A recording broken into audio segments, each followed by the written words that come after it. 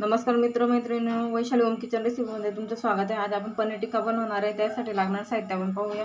कोथिंबीर घेतलेली आहे, लसूण घेतलेले आहे, अद्रक घेतलेले आहे, आपण बारीक वाटून घेणार आहे। इकडे मी टिक्का मसाला घेतलेला आहे आणि कॉर्न फ्लोअर घेतलेले आहे। त्याच्यात लागणारं हळद, तिखट, मीठ, थोडीशी हळद, थोडं जिरं, थोडासा मसाला आपण त्याच्यात ॲड करणार आहे आणि धनेपूड। याच्यात टिक्का मसाला, कॉर्न फ्लोअर, जिरं, चवीनुसार मीठ, तिखट, गरम मसाला, धनेपूड, हळद आणि हा मसाला आपण बारीक करून घेतलेला, कोथिंबीर, अद्रक वगैरे ते टाकून घेणार आहे। पनीर वगैरे टाकून मिक्स करून घेणार आहे।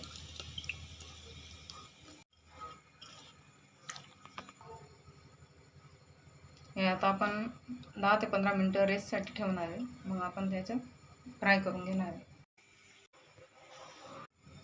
टमाटर, कांदा अशा पद्धतीने चिरून घेतलेला आहे। इकडे मी मसाला घेतला आहे, टिक्का मसाला, चवीनुसार मीठ, गरम मसाला, धने, हळद आणि लाल तिखट, थोडंसं जिरं घेतलेलं आहे। हे आपण याच्यात टाकून हे पण मिक्स करून थोडा वेळ पडू देणार आहे। याच्यात आपण तेल टाकलेलं आहे। आता हे जे मिक्स केलेलं त्या भाज्या आपण याच्यात टाकून घेणार आहे। आता फ्राय करणार आहे आणि त्याच्यात आपण चीज टाकणार आहे थोड्या वेळानंतर। याच्यात आपण आता चीज टाकून घेणार आहे आणि परतून घेणार आहे। थोडं 5 मिनिटं वाफवून घेणार आहे। 5 मिनिटं आपण वाफवून घेणार आहे।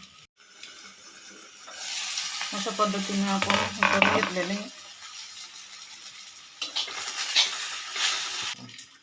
यात आपण तळून घेणार आहे। तेल तापत ठेवलेलं आपण